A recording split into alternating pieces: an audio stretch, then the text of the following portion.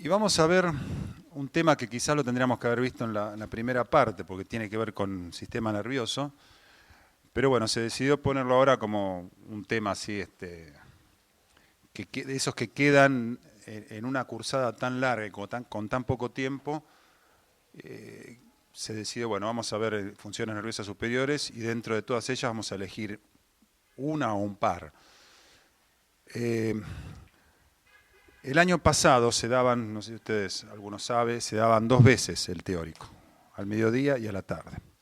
Este teórico lo daba la doctora María Los Ángeles Costas, que lamentablemente falleció al principio de la cursada, y daba una función nerviosa superior al mediodía ahora y otra diferente a la tarde.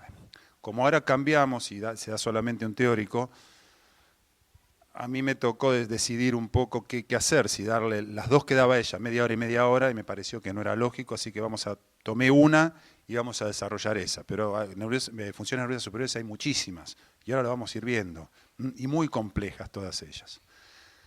¿Cómo las vamos a definir? ¿Cómo podemos definir una función nerviosa superior? Y ahí está puesto un poquito una definición, que bajo este término podemos incluir todas aquellas funciones que diferencian al sistema nervioso humano del de otras especies.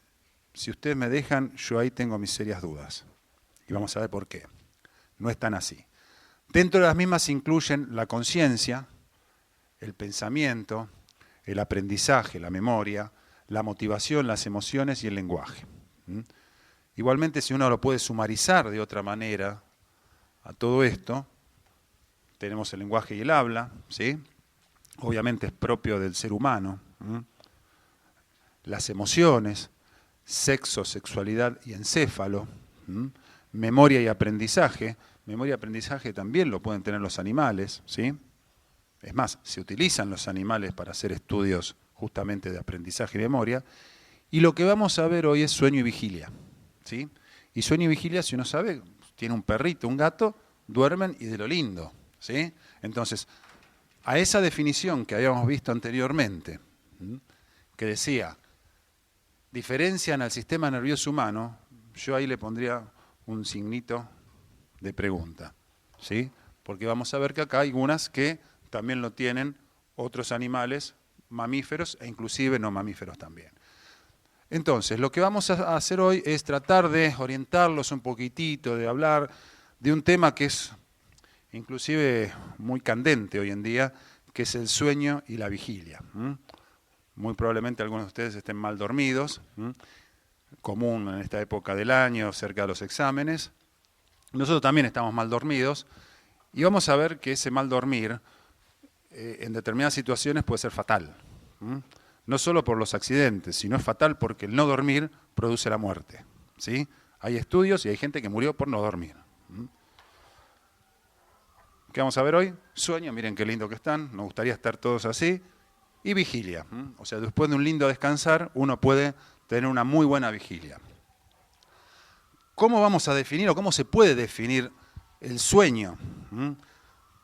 Yo no sé si ustedes se acuerdan y si yo las hablé en fisiología de la neurotransmisión, que había 2 escuelas o 2 grupos que se llamaban los chispitas y los opas. Unos defendían la transmisión rápida o la neurotransmisión rápida y otros la neurotransmisión lenta. Y sin embargo las dos se daban, tenían razón los dos, aunque se enfrentaban. Bueno, esto es algo parecido a lo que pasa acá. La definición del sueño nosotros la podemos tomar desde 2 aspectos. Uno del punto de vista de la conducta, hablando de qué es la suspensión normal de la conciencia. La realidad es esa, cuando uno se duerme, la conciencia se suspende un poco la relación que uno tiene con el medio. Es algo muy similar a la anestesia. Si se hacen estudios paralelos en sueño y anestesia, justamente las vías que se activan o que se inactivan en uno y en otro son similares. En el sueño es una función fisiológica propia de cualquier organismo, mamífero o no mamífero, y la anestesia es algo que es inducido. Pero los patrones inclusive de núcleos y regiones que se activan o inactivan en el encéfalo y de el electroencefalograma son muy similares. La otra cosa ¿cómo se puede definir desde un punto de vista electroencefalográfico? ¿Sí? Y ahí justamente hay criterios de ondas encefálicas que a nosotros nos permiten ver en qué momento estamos, en la vigilia y dentro del sueño, en qué momentos del sueño estamos, porque cada momento del sueño tiene un trazado electroencefalográfico característico de él. Les vuelvo a decir, chicos, cualquier duda que tengan me paran y lo charlamos, ¿sí? Bueno, y acá empezamos con las teorías, ¿sí? O la génesis del sueño, que son la teoría pasiva y la teoría activa, o génesis pasiva o génesis activa del sueño. Y cuando uno lee y lee y lee, se da cuenta que las dos tienen parte de verdad. Las dos tienen su razón. La teoría o génesis pasiva habla que es una disminución de la actividad del encéfalo. Eso es lo que dice esa teoría pasiva, que es un ciclo que se da normalmente en donde el encéfalo baja su actividad. Y se ve que no es tan así. ¿Por qué? Porque cuando se comenzó a estudiar apareció lo que se llamaba el sueño REM. Sueño REM o MOR, movimientos oculares rápidos, y se vio que en ese momento, inclusive se ve por el trazado electroencefalográfico, que las ondas son similares al estado de vigilia. Entonces, la actividad del encéfalo no es tan baja o no están tan inhibidas como se pensaba, con lo cual ahí la teoría pasiva o génesis pasiva del sueño no es tan correcta. Por el otro lado, cuando se habla de la génesis activa del sueño, estos defensores dicen que es una serie de estados encefálicos que están controlados justamente por diferentes núcleos y áreas que se encuentran en el encéfalo o inclusive en la médula espinal. Entonces, entre estas dos génesis, activa y pasiva, se mueven todas las teorías y se van viendo que en algunos casos una parte tiene cierto una y otra parte tiene cierto la otra. Ahora, cuando uno, inclusive cuando estaba leyendo todo sobre sueño y vigilia para preparar esta clase, surgen tres preguntas, y son estas que vemos acá. ¿Por qué dormimos? Uno puede decir, porque tengo sueño. ¿Sí? Entonces, ¿por qué tenemos sueño? Sería también la otra. La otra pregunta, ¿todos los animales duermen? Los que tienen mascotas, los que tenemos mascotas sabemos que duermen, que nos gustaría a veces dormir como duermen ellos, sin problemas. ¿Y todos duermen igual? Son tres preguntas interesantes y vamos a ir intentando contestarlas. Y vamos a ver que algunas de estas no las vamos a poder contestar porque los especialistas en el tema, los que estudian el tema, hoy por hoy no saben. Inclusive ya les adelanto, ¿por qué dormimos? Todavía no se sabe. Exactamente, ¿no? Y la pregunta, ¿cuál es el promedio de dormir, del estado de sueño de un individuo, de un humano? ¿Sí? Bueno, este es un estudio que se ve en que la cantidad de pacientes, de sujetos en estudio, con una típica campana de Gauss, en donde se puede observar que entre 7 y 8 horas aproximadamente es la media, ¿sí?, en donde la gente duerme. Pero, ojo, también tiene que ver mucho el momento de la vida de un individuo. No es lo mismo la cantidad de horas que uno duerme al nacer, durante la preadolescencia, durante la adolescencia, o de la edad de adultez temprana o adultez tardía. ¿Sí? Fíjense que inclusive, sí, hay gente que duerme 4 horas y media, fíjense acá, ¿sí? Son los menos. Pero esa gente que duerme por debajo de 5 horas entra en un riesgo, y en un riesgo real, ¿sí?, de cualquier problema patológico, ¿sí? Entonces, una cosa es dormir 5 horas, 4 horas o pocas horas por X motivos, están de joda, se fueron de vacaciones y la aprovechan, es un tiempo limitado, o están con estudios, son tiempos limitados. Pero prolongar esa falta de sueño en el tiempo puede ser inclusive fatal. Y acá un poco vamos a hablar. El no dormir trae aparejado cosas, no tiene un costo gratis, no es gratis, tiene un costo y muy importante. Si ustedes están mucho tiempo sin dormir porque quieren estudiar, ¿sí?, yo el consejo que les puedo dar, no lo hagan, descansen, porque si estudian menos, descansado, les va a rendir más. ¿Por qué? Porque la falta de sueño, justamente, una de las cosas que afecta es la memoria. Hay estudios de falta de sueño y afectación de la memoria. Si alguno quiere, tengo artículos y ahí se pueden llegar a interesar bastante cómo a veces uno dice, no, tengo que estudiar, no importa, duermo 3 horas, y a veces uno dice, no, hagan la prueba, duerman bien, estudien menos y van a ver que les rinde más. Tampoco duerman 12 horas, ¿no? Pero bueno, un sueño lógico. Otra de las cosas que produce, obviamente, es una reducción de las capacidades cognitivas, memoria, cognición, alteración del juicio y los estados de ánimo. Cuando uno duerme poco, cualquier cosita, una chispa se enciende y explota, porque es la realidad. O sea, uno tiene poca paciencia, que es lógico. Y a su vez, también disminuye el tiempo de reacción. ¿Sí? Y fíjense, todas estas cosas, si vamos a estadísticas que se hacen, y vamos a Estados Unidos, porque una de las características que tienen los países anglosajones son las estadísticas. Y a ellos les sirve de mucho. Fíjense, acá estuve tratando de buscar algunas, no encontré bien así cosas serias. Yo sé que se están haciendo, después espero que para el año que viene pueda conseguir algunas, pero fíjense, en Estados Unidos, la falta de sueño produce 100.000 accidentes por año, el mal dormir. 100.000 accidentes por año en Estados Unidos. Imagínense acá que ya de por sí somos un país que tiene accidentes bastante más altos que el resto de los países. De esos 100.000 accidentes se producen 70.000 lesiones. Y a su vez hay 1.500 muertes por año por esos accidentes por el mal dormir. Entonces fíjense qué importancia tiene. Inclusive las estadísticas, qué importancia tiene para justamente elaborar programas, ¿sí? Programas educativos de por qué se debe dormir. Y esto es lo que yo les comentaba anteriormente, que también podemos ir contestando alguna pregunta de las que nos habíamos hecho. Si todos los animales duermen, o podemos decir, ¿todos duermen igual en el humano? No. Primero está la diferencia individual, y a su vez dentro de la diferencia individual está la diferencia dependiendo de la etapa que nos encontremos nosotros. Y ustedes fíjense acá, del momento de la concepción, nacimiento, acá obviamente se habla de un dormir, ¿no?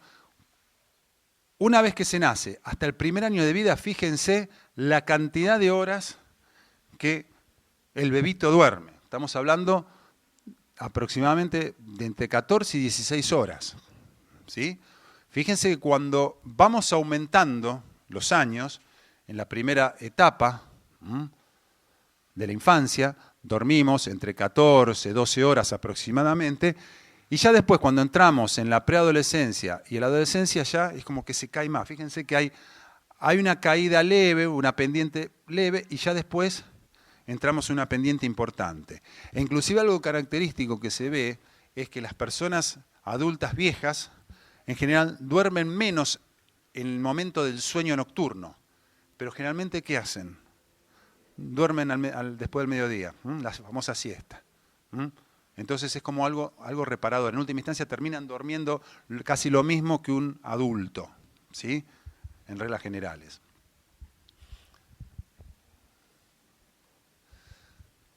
La otra pregunta que nos habíamos hecho era, ¿todos los animales duermen? Y acá es muy interesante porque tiene que ver la evolución en esta pregunta, ¿sí? Ustedes piensen, ¿es lo mismo el dormir de un carnívoro que está quizás en la cima de la escala zoológica a un herbívoro? No, porque el dormir de un herbívoro probablemente signifique ¿qué? La muerte. El carnívoro comió en el horario que le corresponde y después se tiene una siesta espectacular, lo pueden ver con los leones, con los tigres, etcétera, etcétera, ¿sí? Que se duermen su linda siesta. Entonces ustedes fíjense, el ser humano, fíjense cómo varía el estado de vigilia y sueño REM y no REM, que es lo que vamos a ver después, y fíjense que en general los animales más relacionados a ser herbívoros, a no estar en el tope de la cadena alimenticia, su estado de vigilia en general es mayor, ¿sí? Esa es una de las cosas que tienen que ver.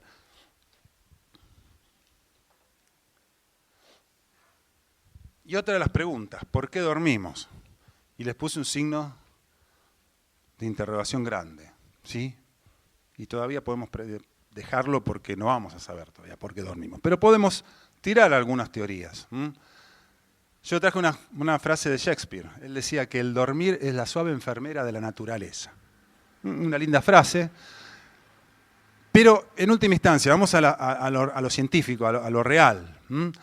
Se cree en última instancia que tiene un significado que está relacionado con la conservación de la energía. Y en general, el glucógeno, ¿sí?, al principio del sueño, durante la energía va bajando y después, cuando entramos en sueño, comienza a recuperarse el glucógeno cerebral, ¿sí? Entonces, una de las cosas que se cree que es para una conservación de energía. Vamos a ver que pasan muchas cosas durante el sueño y la vigilia a lo largo de todo esto, y acá podemos empezar a ver. Fíjense, por ejemplo, una de las características, pensemos lo siguiente, el mantenimiento del calor, por ejemplo, del ser humano, tiene un costo energético alto, ¿sí? Durante la noche es donde baja la temperatura, con lo cual nos costaría más mantener el calor. Entonces, justamente, una de las cosas que se supone que puede producir el sueño es que cuando baja la temperatura, ¿sí?, no gastamos tanta energía para mantener el calor y de esa manera recuperamos un poco, ¿sí? Y acá ustedes ven los ciclos de vigilia y sueño, cómo la temperatura corporal baja apenas por encima de los 36 grados, ¿sí?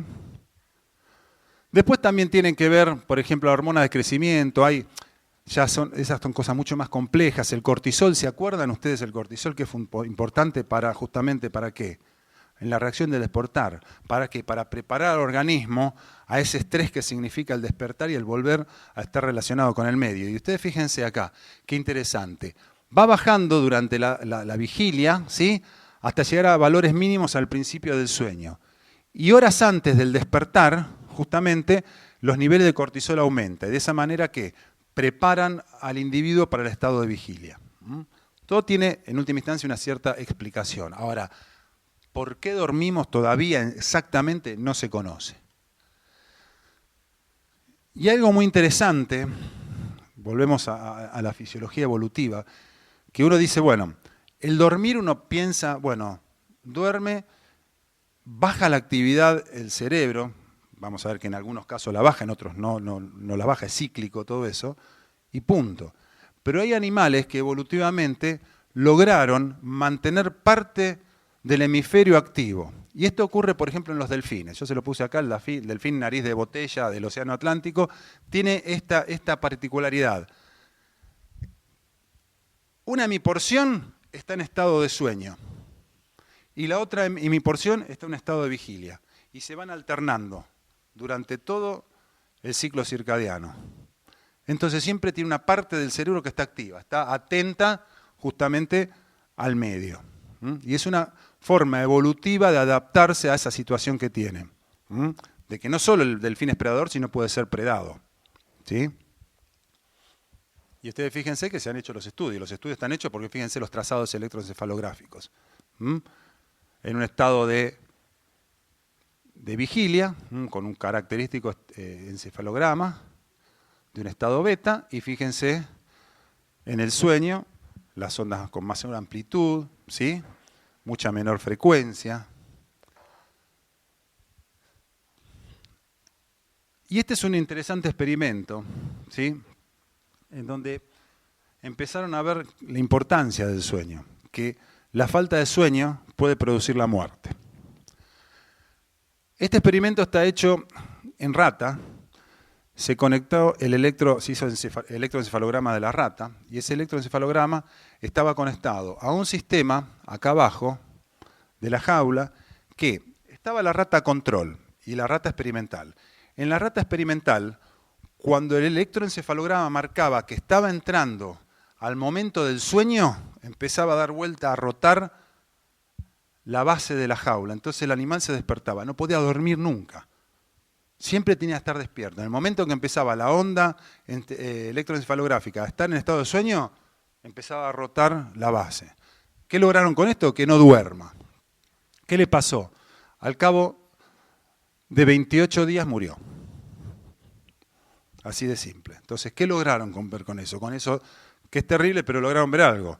Que el sueño es importantísimo para la supervivencia de cualquier animal, incluido el humano. Inclusive lo que vieron es que, fíjense que en el día 21 se cruza. El animal empieza a comer más. ¿Por qué? Porque necesita energía.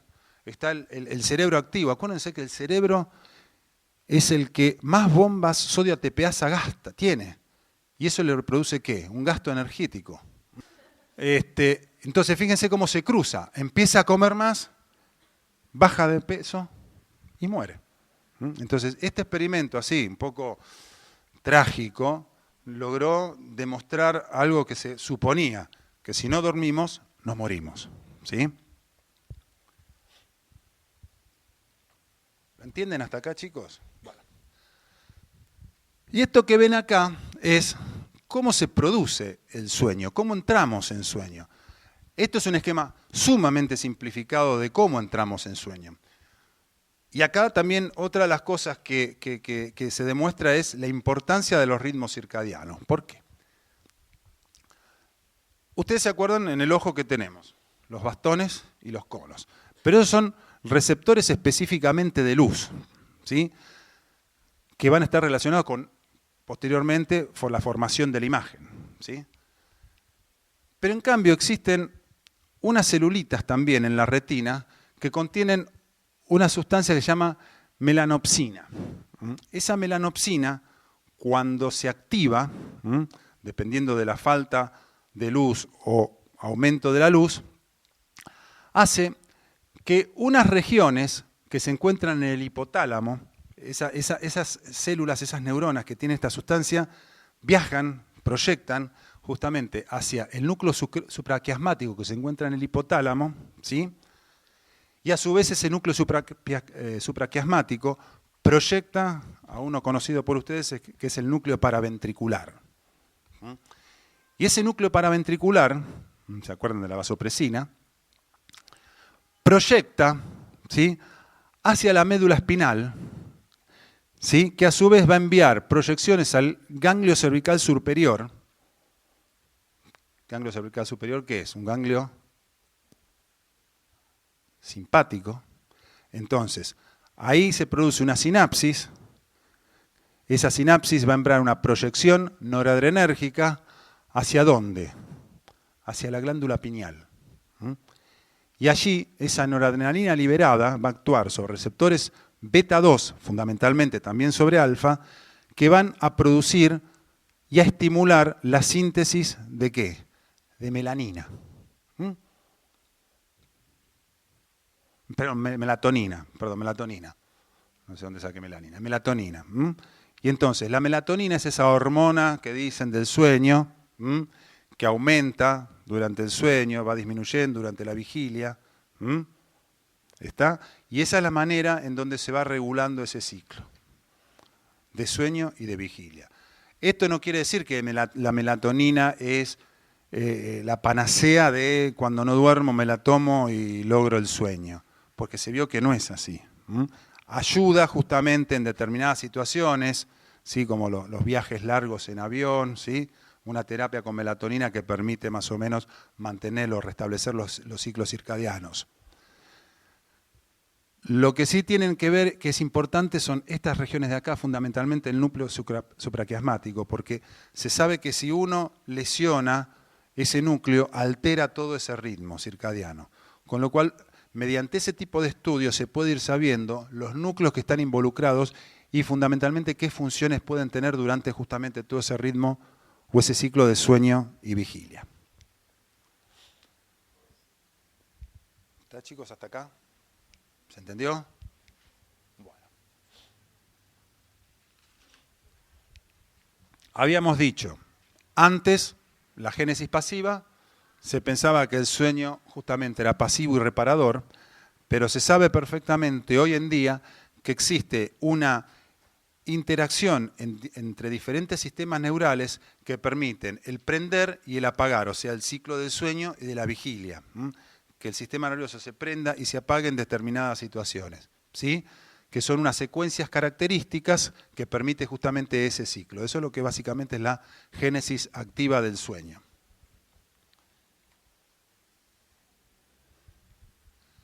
Y acá vamos a ver las etapas del sueño. El sueño no es tan, entro en sueño, sueño y me levanto, no. Es algo mucho más complejo, que inclusive dentro de las etapas del sueño hay distintas fases y esas fases son dinámicas, ¿sí? Son dinámicas entre sueño no REM, que se llama, y sueño REM. Dentro de un sueño completo, de un estado de sueño completo, se van dando cíclicamente toda la etapa de sueño no REM, REM, no REM, REM, etcétera, etcétera, más o menos 8 por ciclo normal de sueño. Y acá nosotros podemos ver los distintos estadios, estadio 1, estadio 2, 3 y 4 del sueño no REM, o sea, el sueño donde no hay movimientos oculares rápidos, y el sueño REM o MOR, donde hay movimientos oculares rápidos. Igualmente acá mucho no se ve, pero lo que tienen que darse cuenta es que cuando uno entra en el sueño, la primera etapa, que es el estadio 1, ¿sí?, que es una fase de transición entre el estado de la vigilia y el sueño. Allí justamente las ondas cefalográficas no son características justamente de un estado de sueño delta, pero sí van bajando, o sea, van haciéndose un poquito más amplias y no tan desincronizadas, característicos de la vigilia. Y van a ir viendo que todas estas características van llevando a que, llegando al estadio 3 y 4, que es del sueño lento o sincrónico o de ondas delta, es el que se llama sueño de onda delta o sueño profundo. ¿Está? Ahora, ¿qué pasa? En determinado momento en donde estamos en ese sueño profundo, de golpe y porrazo, no se sabe muy bien por qué, hay determinadas regiones del sistema nervioso que comienzan a desincronizar esas ondas delta, ¿sí?, y las vuelven a unas ondas de tipo beta, características del estado de vigilia. Y eso es lo que produce lo que se llama el sueño MOR, en donde se llama sueño MOR justamente, si uno puede ver a una persona que está en este estado porque ve que tiene los ojos cerrados y el globo ocular tiene movimientos balísticos, ¿sí?, para todos lados, ¿sí? Pero hay una paradoja en esto. ¿Sí? Eso se llama sueño también paradójico, pero hay una paradoja entre el sueño MOR y no REM que la vamos a ver a continuación, no en esta, sino en otras. Este es lo que sería, por ejemplo, ven, un estado normal. Fíjense que todo un ciclo de sueño dura aproximadamente 70 minutos, 80, 90, dependiendo, y acá van, que ustedes tienen despierto, entran en una fase 1, fase 2, fíjense cómo van en última instancia aumentando la amplitud del electroencefalograma hasta llegar a este estado 4 de sueño profundo que tiene el trazado característico delta de ese sueño. Y en determinado momento se empieza a desincronizar nuevamente hasta llegar al sueño MOR o REM con un trazado electroencefalográfico muy similar justamente al de la vigilia.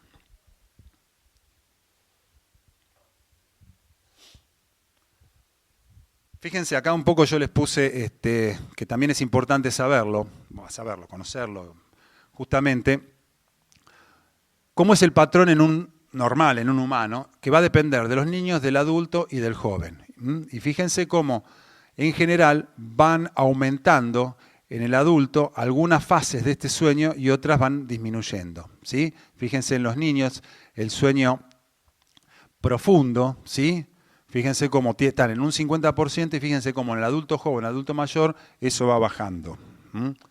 Y el sueño REM también es importante en los niños y fíjense cómo se modifica justamente tanto en el adulto joven como en el adulto mayor. Esto obviamente son todos estudios, y cuando se habla de estos estudios es personas normales, que tienen un ciclo de sueño de 7 u 8 horas diarias, ¿sí? Porque después obviamente cuando uno se traslada hacia la derecha o hacia la izquierda, ya puede entrar en situaciones diferentes que hace que un estudio de esto no sea muy válido, porque hay otras variables que entran a jugar y que, bueno, que no permiten entrar en la estadística de estos estudios.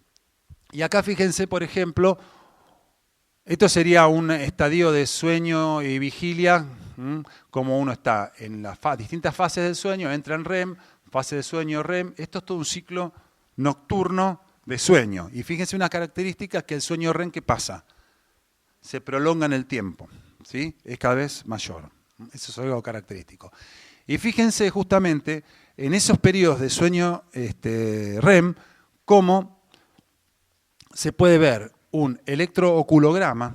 El electrooculograma se ponen sensores en la zona justamente del ojo, y se miden los movimientos. Y fíjense cómo en la zona de sueño REM hay un aumento de ese movimiento de los ojos.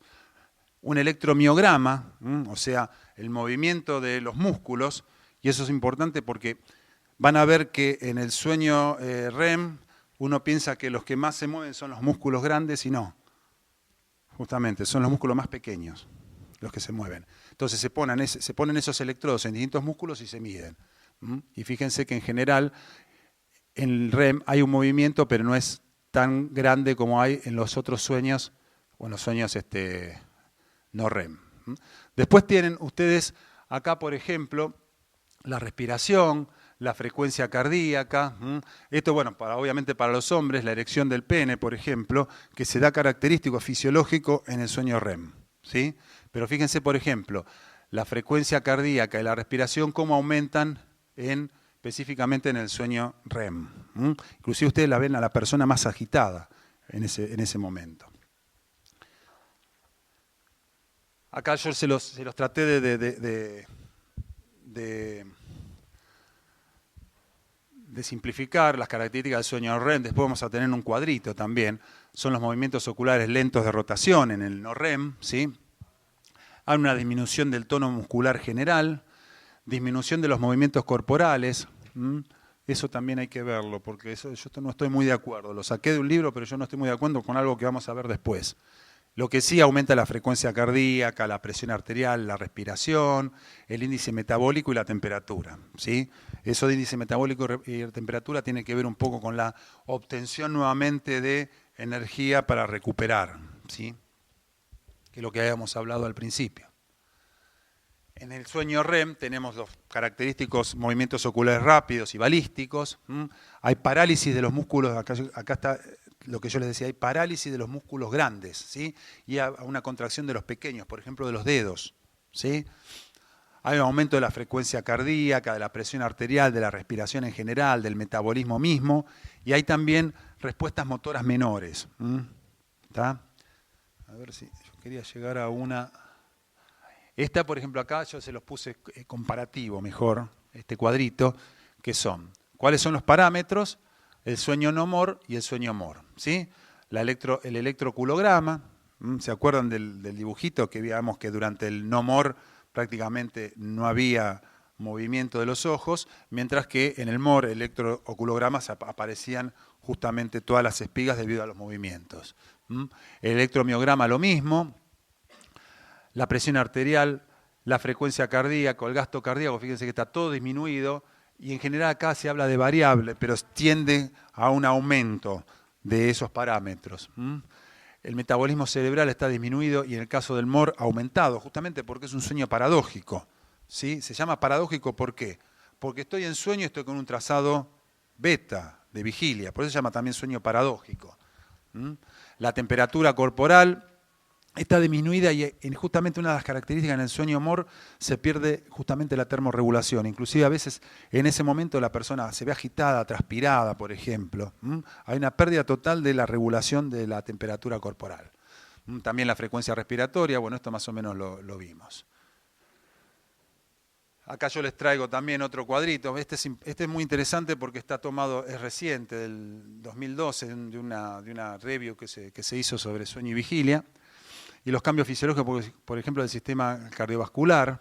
Fíjense que en el no REM, la frecuencia cardíaca, la eyección cardíaca, la presión arterial sistémica están disminuidas. Fíjense algo característico, cómo el organismo regula de diferente manera las cosas. Cuando uno habla de presión arterial, habla de presión arterial general, pero hay determinados lechos vasculares que pueden estar regulados de otra manera. Y acá ustedes lo ven. Fíjense que la presión arterial pulmonar es diferente, ¿sí? Está aumentada, la resistencia vascular periférica está disminuida. Y fíjense que en el sueño REM, en general, yo estaría más de acuerdo con que aumenta esto, más que la disminución. Por eso hablan de variable. Pero la presión arterial pulmonar se mantiene aumentada, la resistencia se mantiene disminuida y el flujo sanguíneo cerebral, justamente, y esto es lógico, aumenta. ¿Por qué? Porque hay mayor actividad cerebral en ese momento. Entonces necesitamos justamente más energía para ese momento. Lo mismo lo vemos acá en esta misma review de lo que es la presión parcial de dióxido de carbono, oxígeno, cómo se mantienen en distintos estadios del sueño, ya sea no REM o REM. Bueno, pues eso yo se los dejo para que lo vean en en la presentación.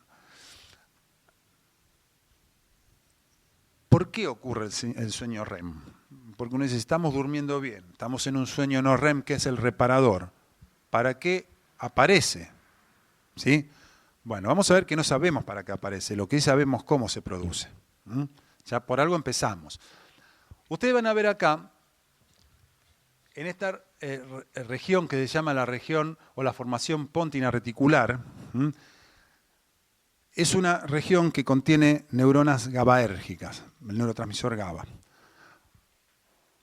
En determinadas situaciones, ¿sí?, esas neuronas comienzan a descargar, ¿sí? Y fíjense, envían proyecciones hacia abajo directamente y otras hacen proyecciones hacia arriba, el sistema reticular ascendente, ¿sí?, y también hacia abajo. ¿Qué es importante? Estas proyecciones que van hacia la médula, lo que hace es que a través de las vías GABAérgicas y acá en la médula, las vías glicinérgicas, inhiben la liberación de acetilcolina hacia los músculos. ¿Produciendo qué?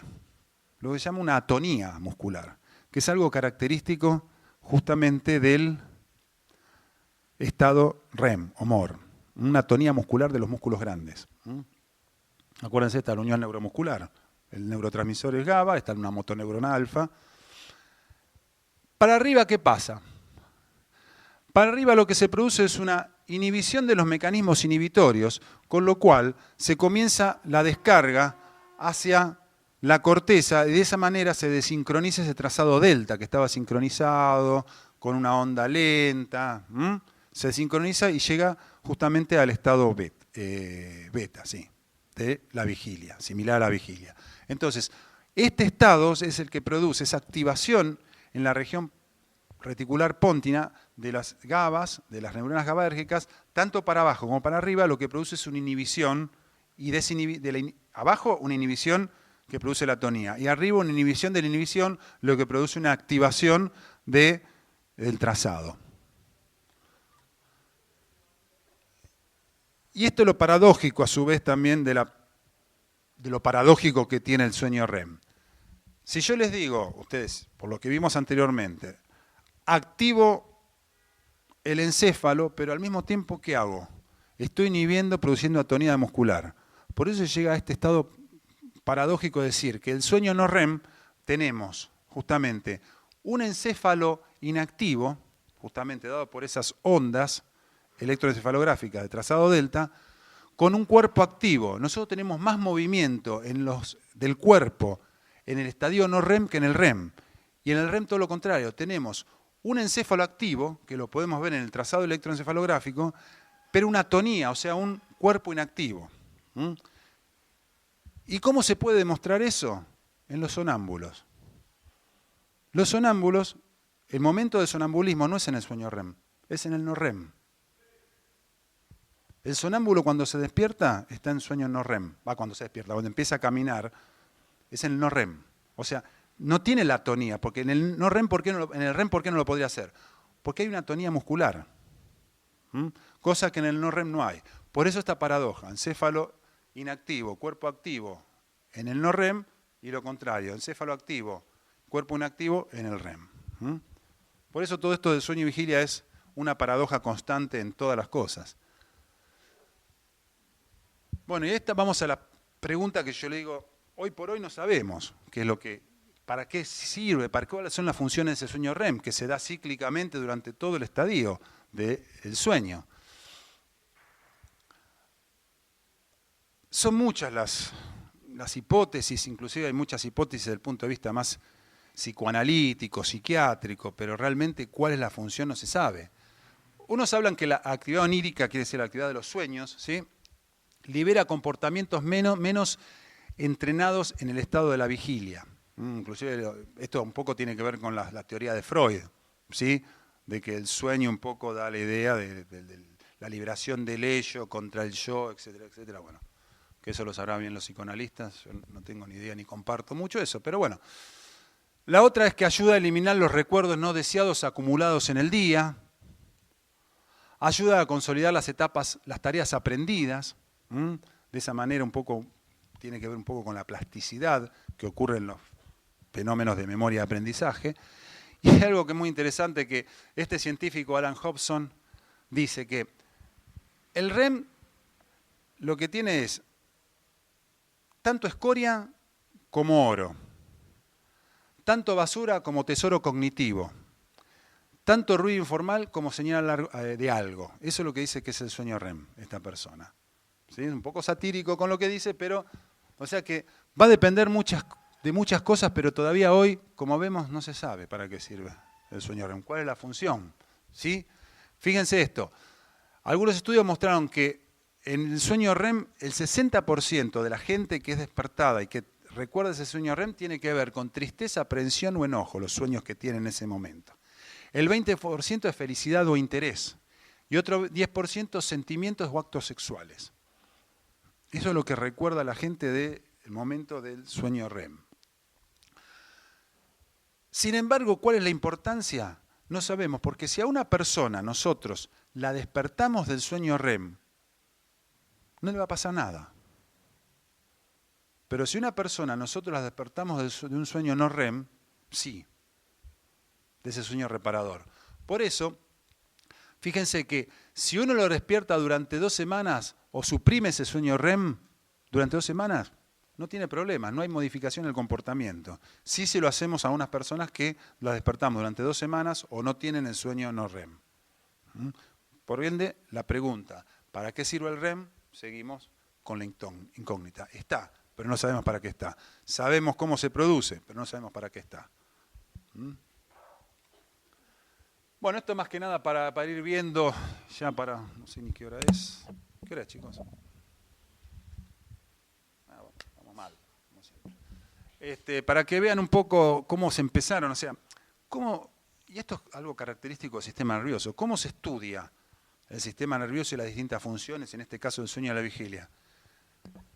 Destruyendo alguna región o área, o neurona, o núcleo neuronal, o estimulándola. Bueno, así se empezó a ver cómo si nosotros estimulamos un sistema reticular activador ascendente, que eso lo hicieron científicos, colocaron un electrodo en un gato, le estimularon el sistema reticular ascendente y vieron que pasaba de un sueño a un estado de vigilia. O sea, el animal estaba dormido, estimularon y se despertaba. Y lo veían en un trazado electroencefalográfico. Por el contrario, ¿sí? Si hacían lo mismo a nivel del tálamo y estimulaban ahí, todo lo contrario. El animal estaba en un estado de vigilia y pasaba a un estado de sueño. Entonces ahí sí se fueron viendo qué funciones tenían cada una de las regiones o núcleos del sistema nervioso que estaban involucrados o se creía que estaban involucradas en todo este fenómeno ciclo del sueño y la vigilia. Esto vamos a pasarlo. Bueno, y acá ya vamos dándole un poco un cierre a todo esto. Esto es cómo es el sistema activador ascendente, ¿sí? Que se origina justamente en el tronco encefálico, que es importante para todos estos estados. Y otra región que es muy importante, también en el estado de sueño y vigilia, que es el hipotálamo posterior. El hipotálamo posterior no solo es un centro que se llama simpato excitatorio desde el punto de vista cardiovascular. Cuando se estimula el hipotálamo posterior, se produce aumento de la presión arterial, por ejemplo. Si destruyo el hipotálamo posterior, hay modelos de hipertensión que hacen que no se produzca la hipertensión. Entonces, por eso se va a creer que es un centro simpato excitatorio. Pero también tiene que ver con el sueño de vigilia. Y acá están todos, yo le puse acá para guiarlos un poquitito lo que son estas abreviaturas. El TLD es el tegmento laterodorsal, el TPP el tegmento pedúnculo protuberancial, el LSD es el locus coruleus, que es el centro noradrenérgico más importante del sistema nervioso central, el GPAB, la sustancia gris periacueductal ventral, el RAF es el núcleo del RAFE, ¿sí? Que son áreas histaminérgicas, serotoninérgicas, perdón. El NTM es el núcleo tuberomamilar y el POBL es el núcleo preóptico ventrolateral. ¿Qué quiere decir todo esto? Bueno, fíjense que los distintos núcleos, justamente, acumulan neuronas características con un neurotransmisor. Por ejemplo, estas TLD, TLP, las del tegmento, son neuronas colinérgicas, que proyectan hacia el encéfalo, fundamentalmente hacia el tálamo, ¿sí? Después, por otro lado, tenemos la núcleos coruleos, que son neuronas noradrenérgicas características, ¿sí? Tenemos estas de la sustancia gris periaqueductal, que son dopaminérgicas, la del RAFE son serotoninérgicas, la del núcleo tuberomamilar son histaminérgicas, y esta es una región muy interesante, que es la del núcleo preóptico ventrolateral, que acá tienen GABA y galanina. Estos son inhibitorios, y van a ver que después juegan un papel fundamental. ¿Qué quiere decir todo esto? Todo esto es la zona reticular ascendente, actividad reticular ascendente. Cuando estas se activan, estos núcleos liberan esos neurotransmisores que van a ir hacia la corteza y son los que van a producir en última instancia la desincronización de esas ondas delta características del sueño. ¿Sí? Entonces, así se produce también el estado de vigilia o el estado de sueño REM. ¿Sí? Por el contrario, ¿sí? Acá tenemos las proyecciones inhibitorias, que justamente son de este centro. ¿Se acuerdan que yo les había dicho? El núcleo preóptico ventrolateral, ¿sí?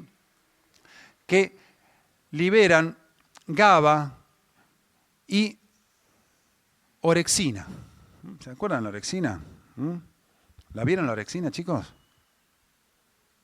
¿No? Pensé que la habían visto en metabolismo, eso. Bueno, lo que hacen justamente la activación de esta región, que es justamente hipotalámica posterior, lo que hace es inhibir todos estos centros anteriormente, ¿se acuerdan que se activaban? Bueno, los inhiben. Por eso justamente es la actividad de las proyecciones inhibitorias. Eso es lo que hacen que cuando se prenden esas zonas inhibitorias, van a actuar sobre los centros excitatorios y los van a frenar. Entonces, el juego entre la activación de los centros excitatorios y la activación de los centros inhibitorios que inhiben los excitatorios son los que van a permitir justamente esos ciclos de vigilia y sueño, sueño y vigilia. Y eso tiene que ver con la teoría activa. ¿Se acuerdan que la teoría activa qué decía? Que existían regiones cerebrales, sistemas neuronales que, interaccionando unos con los otros, hacían que se prenda o se apague el sistema nervioso para estar en estado de vigilia o de sueño. ¿Sí? Bueno, esto vamos a dejar, vamos a seguirlo. Y ustedes fíjense, esto más que nada ya a título informativo, fíjense la cantidad de neurotransmisores con las distintas funciones que tienen en los distintos momentos del sueño. Yo se los puse acá para que ustedes lo vean, que en general cada una tiene una determinada función, justamente en el estado de vigilia, fíjense, la acetilcolina, la noradrenalina, acá bueno, la epinefrina porque es un tratado americano serotonina y la orexina, lo que hacen en ese momento es activar, ¿sí? Por el otro lado, en el sueño no REM, esos centros hipotalámicos, ¿sí? Lo que hacen es disminuir la actividad de estos centros colinérgicos, noradrenérgicos o serotoninérgicos, ¿sí? Y después tenemos durante el sueño REM, dependiendo del estado en que estén, la acetilcolina y la serotonina que están activas o inactivas y la noradrenalina activa.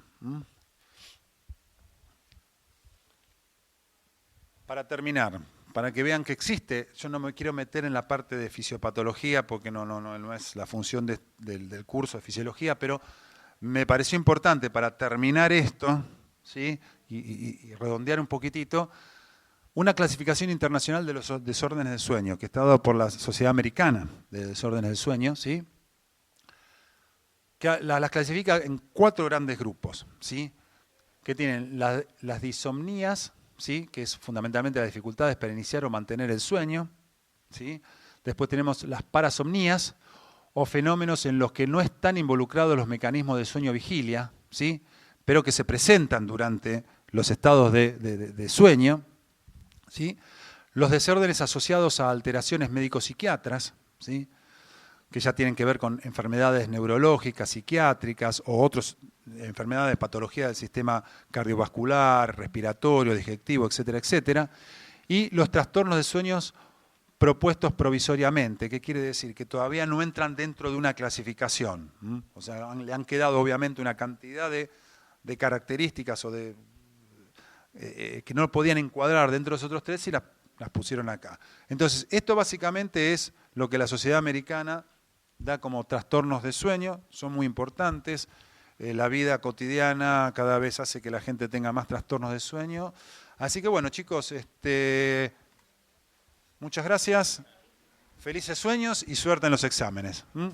Así que bueno, nos vemos. Cualquier duda que tengan, que quieran preguntar, bibliografía adicional, cualquier libro de fisiología, medianamente lo que ustedes tienen que saber se los da, ¿sí?